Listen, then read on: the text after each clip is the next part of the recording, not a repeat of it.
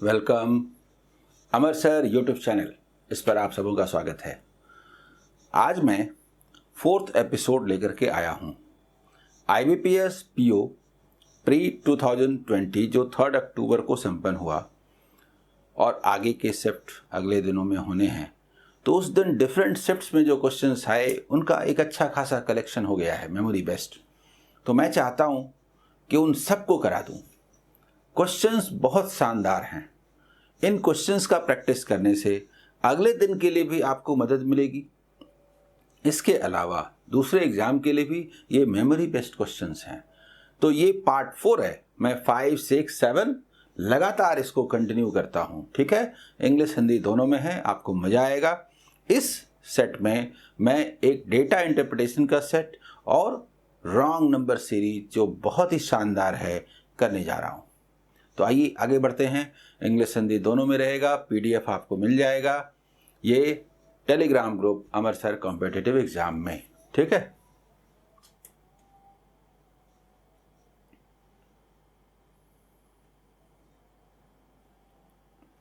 तो सबसे पहले इसमें हम लोग डेटा इंटरप्रिटेशन करते हैं। आप देखिए, ये लाइन डायग्राम है। क्या है? The following line graph gives the percentage of the number of candidates who qualified an examination out of the total number of candidates who appeared for the exam over a period of 7 years. ठीक है, देखिए इन 7 years में 1994 से लेकर 2000 तक जितने students appear हुए उनके परसेंटेज के रूप में क्वालिफाई कितने स्टूडेंट्स ने किया एग्जाम को, उसका परसेंटेज दिया है। यानी हमें नंबर नहीं मालूम। 1 ईयर का दूसरे ईयर से हम कंपैरिजन नहीं कर सकते जब तक एक्स्ट्रा इंफॉर्मेशन न दिया हो। 1994 में अगर 100 स्टूडेंट थे तो 30 क्वालिफाई हुए, यानी ये उसका रिजल्ट रहा। 95 में 50% स्टूडेंट्स क्वालिफाई हुए जितने अपीयर्ड हुए। अपीयर्ड को 100% मानते हुए ये है। ठीक है, समझ में आ गया होगा। आगे बढ़े तो ये इंफॉर्मेशंस थे। इसके बाद ये पहला क्वेश्चन है। The difference between the percentage of candidates qualified to appeared was maximum in which of the following pairs of years. बोलने के लिए लंबा चौड़ा लाइन है। जो परसेंटेज दिया हुआ है पास करने का, उनमें मैक्सिमम डिफरेंस किन 2 इयर्स के बीच में है और ऑप्शंस दिए हुए। यानी जो क्वालिफाई हुई, तो क्वालिफाई का तो है ही। तो सबसे बड़ा गैप किस में है? देखिए इसी में है ना, सबसे बड़ा gap, that is difference 80% and 50%। तो ये क्या है? 97, 98। तो 1997, 98। तो इसमें ये एकदम आसान सवाल है। 1997 एंड 1998। ठीक है, ये फर्स्ट क्वेश्चन है। इसके बाद आइए हम लोग सेकंड क्वेश्चन की ओर चलते हैं। The total number of candidates qualified in 1999 and 2000 together was 33,500. तो पास कितने किए वो मालूम है। अगर आप मान लीजिए कि X स्टूडेंट 99 में पास किए और Y 2000 में, तो X प्लस Y दिया है। करेंगे नहीं ऐसे, समझाने के लिए। And the number of candidates appeared in 1999 was 26,500. तो परसेंटेज तो हम जानते हैं, 100% दिया हुआ है 99 में। तो जितना परसेंट होगा देखते हैं, वो मिल जाएगा क्वालिफाई। टोटल नंबर मालूम है, लेस करेंगे 2000 का और उसका परसेंटेज मालूम है, तो व्हाट इज 100%? ये मैप बना कि नहीं? What was the number of candidates appeared in 2000? थोड़ा सजा के मैं बताता हूँ। ठीक है, इधर देखिए, मैं बताता हूँ। ये है 1999 और ये है 2000। ठीक है, ये बोलता हूं अपीयर्ड और ये बोलता हूं क्वालिफाइड। ठीक है, परसेंटेज हमें सब जगह पता है।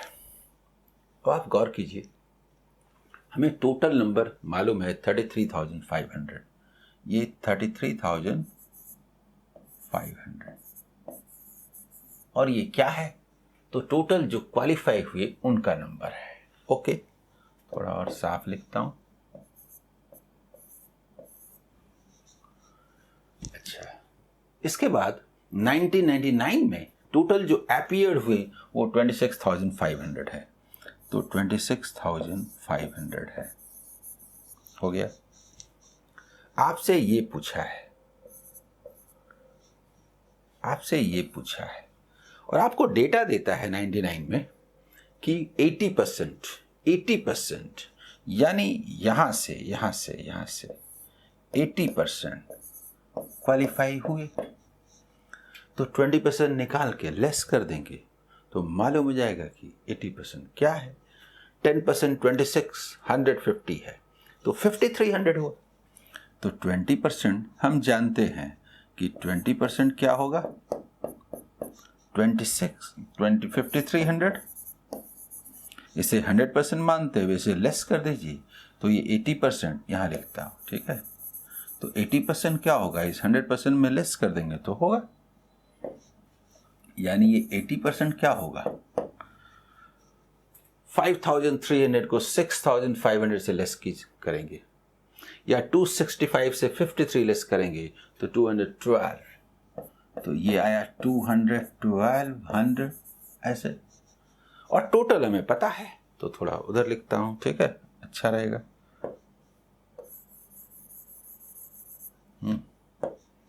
33,500 है।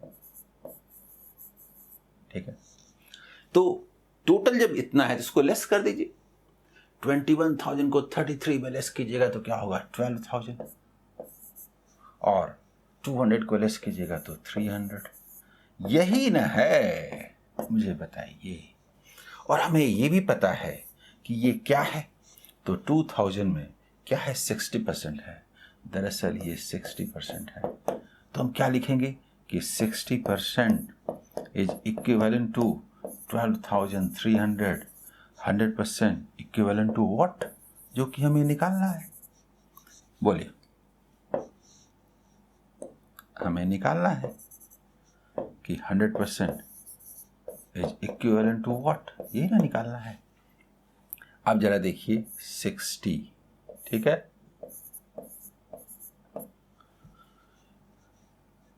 ठीक है, तो व्हाट इज 100%, इतना 100 यानी 20,500।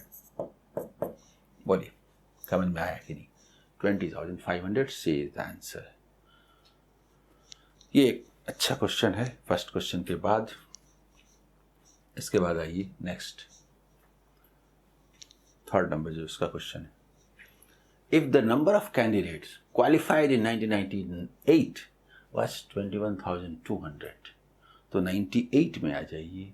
80% है ना क्वालिफाई, तो हमें दिया है कि 1998 में जो 80% है वो दिया है कितना, 21,200 है ना। What was the number of candidates appeared in 1998? 100% मानी क्या, हमें निकालना है कि 100% किसको बोलते हैं। वैसे तो आप इसको कैंसिल कर सकते हैं, 0 कैंसिल किया, 8 से किया तो है, लेकिन 80% में अगर 20% ऐड कर दें तो हो जाएगा ना 100%। 20% मतलब इसका 1/4, इसका 1/4, तो 20,000 का 1/4 होगा 5,000 और 1,200 का होगा 300, और इसको ऐड कर दें तो क्या मालूम ना हो जाए, 26,500। ये निकालने का बहुत अच्छा तरीका है। वैसे आप इसको कैंसिल कर सकते हैं, ऐसे भी लिख सकते हैं, बताता हूं। आप लिखेंगे 80% is equivalent to 21,200, what is 100%। Cancel करेंगे वो भी होगा, ये 0 कैंसिल कीजिए, 8 से कैंसिल कीजिए,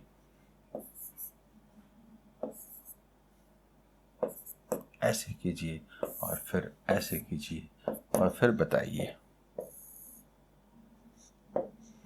कि 26500 यानी 26,500। लेकिन वो बेस्ट वे है, स्मार्ट वे है, उसमें लिखना भी नहीं पड़ता है, तुरंत आप आंसर बोल सकते हैं। बोलिए, ये क्लियर?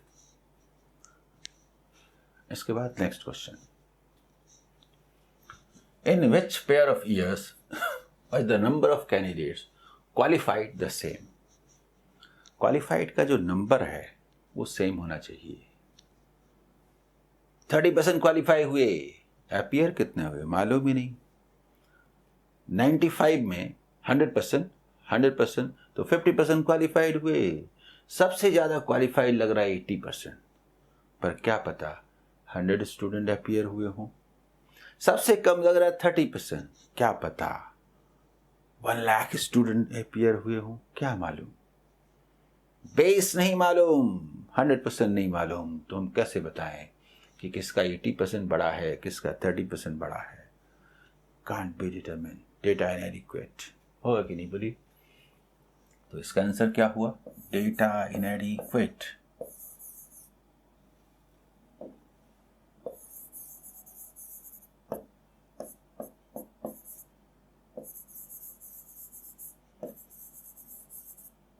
ठीक है, चूंकि बेस हमें नहीं मालूम इसलिए नहीं बता सकते। डी। और फिफ्थ क्वेश्चन, एसडीआई का जो लास्ट क्वेश्चन है, if the total number of candidates appeared in 1996 and 97 together was 47,400, then what was the total number of candidates qualified in these 2 years together? Can't be determined, नहीं बता सकते। क्यों? 2 unknowns, 1 equation, can't be determined। पढ़े हैं तो ये line तो समझ में आएगा, लेकिन फिर भी न्यू स्टूडेंट को प्रॉब्लम होगा। 2 unknowns कहने का मतलब ये है कि जैसे 1996 है और 1997 है, ठीक है। अगर हम मान लें कि एपियर्ड जो हुए एक्स हुए और ये वाई हुए, तो हमें ये दिया है कि टोटल जो एपियर्ड हुए वो 47,400। इसके बाद कुछ और दिया नहीं है, पूछा जा रहा है बताइए। अरे हमें एक्स वाई कुछ पता ही नहीं है तो कैसे बताएं। Total number of candidates qualified कह रहा है, तो इसका जो क्वालिफाइड होगा, इसका जो क्वालिफाइड होगा, 96 में क्वालिफाइड कितना है? 60%। हमें एक्स मालूम नहीं है तो 60% ऑफ एक्स कैसे बताएं। और 97 में 50% हम कैसे बताएं? 50% ऑफ वाई, ये कैसे बताएं? नहीं बता सकते। लेकिन लेकिन लेकिन बी अलर्ट, अगर यही बात 98 और 99 की होती तो बता सकते थे, क्योंकि तब 80% ऑफ एक्स और 80% ऑफ वाई होता तो 80% कॉमन लेते तो एक्स प्लस वाई मालूम है तो हम उसका 80% निकाल सकते थे। यानी हमको ये डेटा देखना जरूरी है। ठीक है, आंसर क्या हुआ? डी।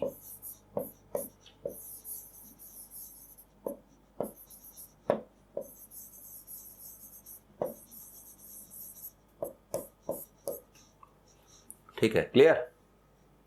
तो ये हमारा डीआई सेट था। अब रॉन्ग नंबर सीरीज बहुत शानदार है, बहुत मजा आएगा। लगता ही नहीं है कि ये प्री का है, मॉडरेट है, अच्छे क्वेश्चंस। आई तो बात करते हैं रॉन्ग नंबर सीरीज। ठीक है, इसमें से जो फर्स्ट क्वेश्चन है, देखिए कोई भी नंबर रॉन्ग हो सकता है। यहां देख करके हमें लगता है स्लोप का पता बड़े नंबर से चलता है कि इसको 3 टाइम्स कर दें। अच्छा लग रहा है, इंटू 3, 324 -1। लेकिन मेरे अच्छा लगने से क्या होता है? यहां भी तो होना चाहिए, ये तो टाइम्स नहीं है। इसका मतलब वो बस ऐसे ही झांसा देने के लिए है। स्लोप होना चाहिए, इसका मतलब प्लस माइनस में है। पूछते हैं, ये +7 है, मालूम नहीं क्या रूल है, कोई भी रॉन्ग हो सकता है। +10 है, अच्छा लग रहा है, 7 10 +3 हाँ +3 कैसे है जी? 20 होने से 63 होता, ये 64 है। अब ये तो कुछ मतलब नहीं हुआ, कुछ तो गड़बड़ है। अच्छा यहाँ ये 17 और 8 25, ये तो अच्छा लग रहा, 5 का स्क्वायर है, ये 8 का स्क्वायर है, फिर तो कोई स्क्वायर ही नहीं है, समझ में नहीं आ रहा। इस ताले की चाबी यहां पर है, 215। इसने कुछ कह दिया, दिस इज 6⁻⁻1। ये 5 स्क्वायर है ना, पता नहीं, देखते हैं क्या ये 4 क्या पता वही गलत हो। 5 देखिए, 5 4 क्यूब अगर -1 हो तो ये 2⁻⁻1। 7 तो बताता है, ये कुछ और हो ही नहीं सकता, यही तो की पॉइंट है। ये 215 ने बताया। आप जानते हैं 2 रिजल्ट्स रॉन्ग होंगे, 2 रिजल्ट्स रॉन्ग होंगे। तो ये क्यूब है, ये क्यूब नहीं है, स्क्वायर है। पर एक बात तय है, 2 है 4 है तो ये 3 तो होगा, 3 स्क्वायर भी होगा। 5 है तो ये 5 स्क्वायर तो होगा, क्योंकि 2 3 4 5 6। अब गड़बड़ क्या है, ये तो नहीं है, इसको तो 63 होना चाहिए था, ये तो 63 होना चाहिए था। तो फिर ये क्या है, +1 है क्या? क्योंकि गलत तो एक ही नंबर होगा ना, दो तो होगा नहीं। ये रिजल्ट अगर सही है तो ये दोनों नंबर भी हमारा सही है, ये गलत है नहीं, बोलिए। और ये सही है तो ये दोनों भी सही है, देखिए दोनों नंबर हमारा सही है, तो जो गड़बड़ है यहां होना है।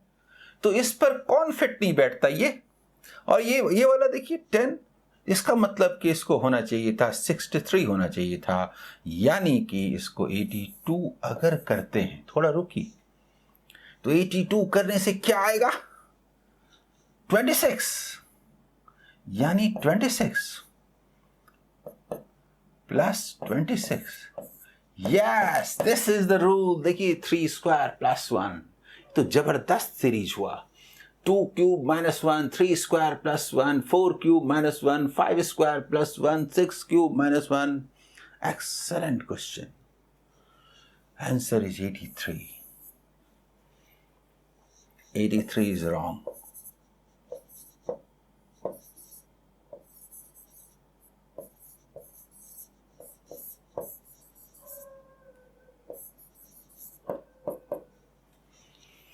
शानदार क्वेश्चन था कि नहीं? आइए इसके बाद अगला सवाल। ये तो मिनिमम स्लोप है, एडिशन सब्ट्रैक्शन में छुपा है, पूछते हैं इसमें। ये तो -8 है, रूल अभी में नहीं पता, कोई भी हो सकता है। लेस करें, नहीं अच्छा नहीं लग रहा, ऐड करते हैं। 64 से 94 ना हो के 92 है, मतलब 28 -28। ये तो समझ में नहीं आ रहा। इधर देखिए -13, पता नहीं क्या है, पर हम लोग ये भी जानते हैं कि एक नंबर रॉन्ग होगा तो 2 रिजल्ट रॉन्ग होंगे, इसलिए परेशान नहीं होना, आगे बढ़िए। -11 और ये -7 इसने कह दिया they are conjugative prime numbers. 7 11 13 17 19 होना चाहिए था। जबरदस्त क्वेश्चन है। 19 होने का मतलब 3, देखिए 81, this must be 381, so that देखिए यस, जबरदस्त क्वेश्चन। 392 is wrong.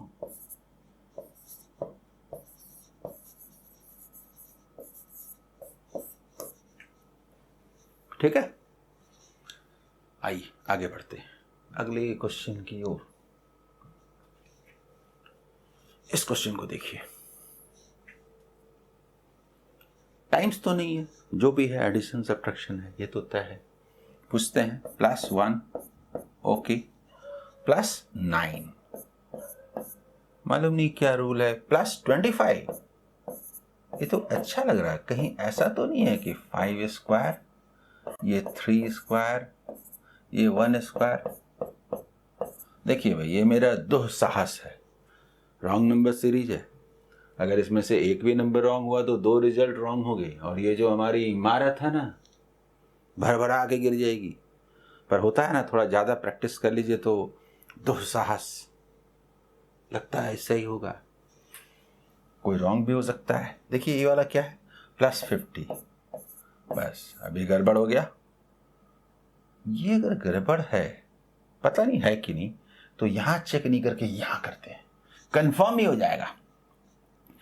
अभी तो लेस करते ही नहीं बन रहा, आ ही नहीं रहा, ऐसे आ रहा है 1, देखिए 121। ऐसे क्या करते हैं, +3 +3, 179, 300, 121। तो ये +121 का मतलब +11 स्क्वायर। अब पता चल गया, +9 स्क्वायर होना चाहिए, +7 स्क्वायर होना चाहिए। हम लोग नहीं निकालेंगे, यहां तक तो हमारा सही था ना। ये गड़बड़ है ना, दिस इज रॉन्ग, टिक लगाइए, भागिए। इतना टाइम नहीं है कि हम पूरा चेक करने जाएं। लेकिन ये एग्जाम नहीं है, यहां तो हम लोग पढ़ रहे हैं, समझेंगे। दिस मस्ट बी 49 होने का मतलब इसको 95 होना चाहिए था, और 95 होगा तब तो +81। हम लोग तो इस चक्कर में पड़े ही नहीं, इसको निकालते तो दिमाग घूम जाता। रॉन्ग नंबर सीरीज में यही तो ध्यान रखना है, 1 नंबर रॉन्ग है, 2 रिजल्ट्स रॉन्ग है, दोनों रॉन्ग रिजल्ट्स को निकालना नहीं है, बचना है। देखिए 95 + 81, यस सही है। 96 इज रॉन्ग,